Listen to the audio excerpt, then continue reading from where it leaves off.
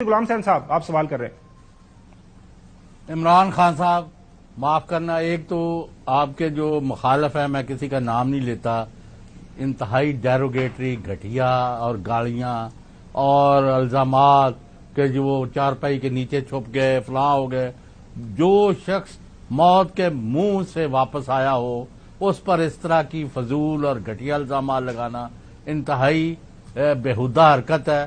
اور people of Pakistan اس سے جو یہ اس طرح کی باتیں کرتے ہیں اس سے کہیں زیادہ طاقت سے لوگ جو ہے عمران خان کے پیچھے کھڑے ہو رہے ہیں۔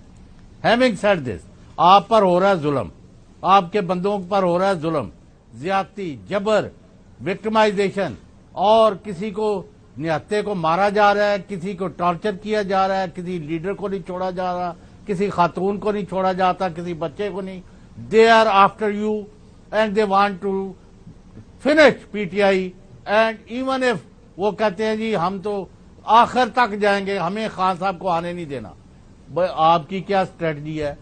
ہمیں پتا ہے کہ چیف جسٹس پاکستان عمر عطاب بندیال اور ان کے فیلو ججز اور جوڈیشری پاکستان کو آئین اور قانون کے تحت چلانا چاہتے ہیں، تو پھر آپ نے ابھی تک آپ 100 کیس پورے ہونے کا انتظار کر رہے ہیں، آپ عدالتوں کا رخ نہیں کرتے، آپ کے پاس جید وکیل ہے، آپ کیوں نہیں ریلیف لیتے؟ کیوں نہیں ایک سنگل جج بھی کہہ دیتا ہے کہ بھئی آج کے بعد کوئی ایف آئی آر نہیں ہوگی اور جھوٹی ایف آئی آر کینسل کریں؟ تو آپ کس چیز کا انتظار کر رہے ہیں؟ Why do not you proceed again? اور آپ کا پلان کیا ہے؟ لیٹ دی پیپل نو۔ دیکھیے غلام حسین صاحب، اس میں تو کوئی شک نہیں کہ ایک ایسا خوف کا نظام بن گیا۔ میں نے تو اپنی زندگی میں ایسا دیکھا ہی نہیں ہے۔ کہتے ہیں کہ پیپلز پارٹی سے ضیاء الحق کے دوران زمانے میں ایسا ہوا تھا، مجھے اتنے لوگ میں ملا نہیں ہوں۔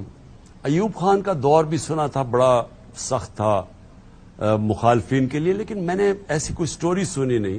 مجھے یاد ہے میرے والد صاحب اس وقت ان کے بھائی ایوب خان کے خلاف، امان اللہ خان نیازی ان کے خلاف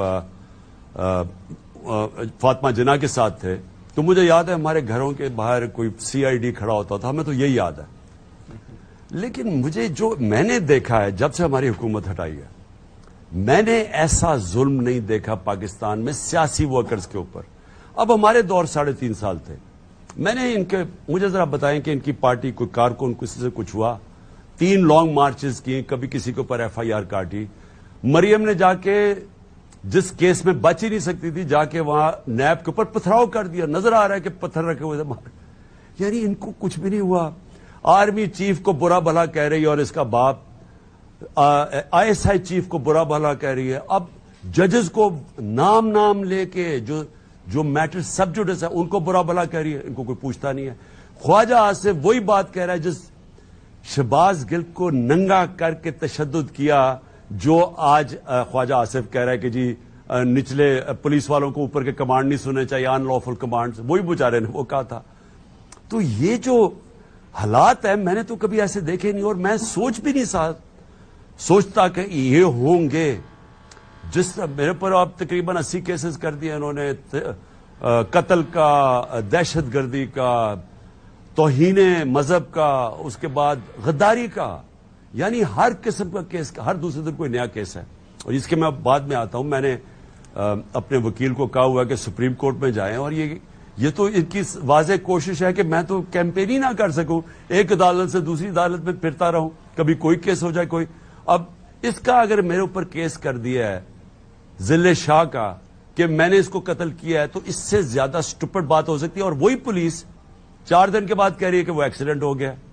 تو میں صرف یہ کہہ رہا ہوں کہ یہ جو حالات ہیں، میں نے اپنی زندگی میں اس طرح کی چیزیں نہیں دیکھی پاکستان میں۔ انہوں نے ہمارے لوگوں کے اوپر کیسز، ظلم کیا، کسٹوڈیل ٹارچر، تشدد کیا میرے اوپر، اور پھر کور اپ کرتے ہیں سب چیزیں کور اپ۔ جب اس نے گل کے اوپر ٹارچر کی گئی، اس کی رپورٹ چینج کروائی انہوں نے۔ اتنے طاقتور لوگ ہیں یہ کہ ادھر جو ہاسپٹل کی رپورٹ تھی وہ چینج کروائی، تشدد نہیں ہوا۔ پھر اعظم سواتی کے اوپر تشدد ہوا، وہ بھی سامنے رپورٹ نہیں آئی۔ پھر ارشد شریف کے اوپر جو ساری چیزیں سامنے، وہ انکوائری رکوا دی۔ مجھے گولیاں لگی، مجھے گولیاں لگتی ہیں، جے آئی ٹی پنجاب گورنمنٹ بناتی ہے، पुलिस हमारी बात ही नहीं सुनती। वो इतनी बड़ी ताकत है कि वो पुलिस को भी कंट्रोल कर रही थी हमारी गवर्नमेंट होते हुए।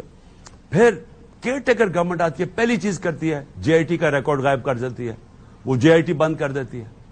तो मैं सवाल ये पूछता हूं कि ये कौन करवा रहा है?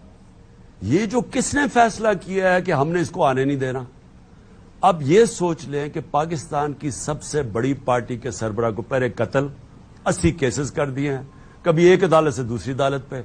उसके बाद अभी मेरे ऊपर खुद इंटीरियर मिनिस्टर कह रहा है कि मुझे कत्ल कर ले, मेरे ऊपर सिक्योरिटी थ्रेट है।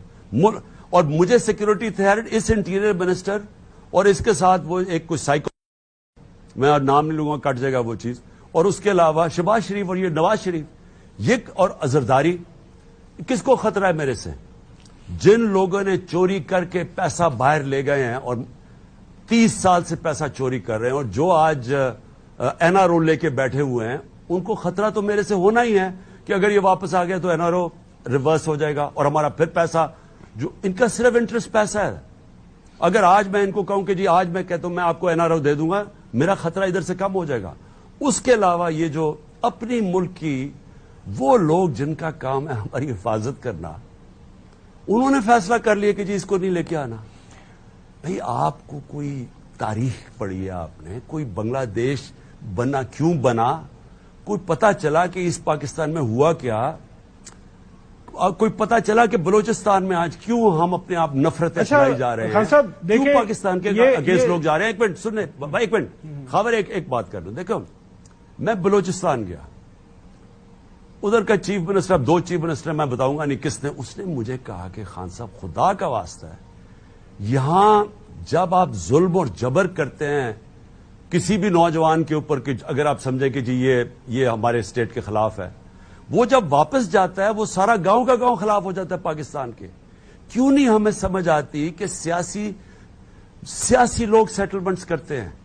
ये आप सबसे बड़ी पार्टी को अगर खत्म करवा रहे हैं और लाइट डाल दी इमरान खान के ऊपर, तो मुल्क को इकट्ठा कौन रखेगा? कभी को इकट्ठा रखती है क्या? इस पाकिस्तान को इकट्ठा रख चुके हैं।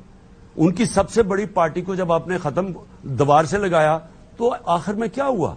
मुल्क तो नहीं, फौज नहीं रख सकती, कौम, लोग मुल्क इकट्ठा रखते हैं, पॉलिटिकल पार्टीज रखती हैं। एक फेडरल पार्टी रह गई है पाकिस्तान में, बाकी तो फेडरल पार्टीज ही नहीं है। देख लें इनकी तो वो एक इंटीरियर सिंध में और एक इंटीरियर पंजाब में, बाकी मुझे बताएं किधर है? अच्छा इनके कोई हैं रूट्स कहीं पाकिस्तान?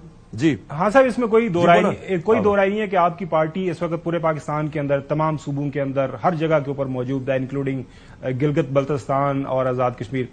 सर सवाल अब यह है कि एक जनरल के हवाले से आपकी पार्टी की डिमांड है कोर्ट मार्शल होना चाहिए,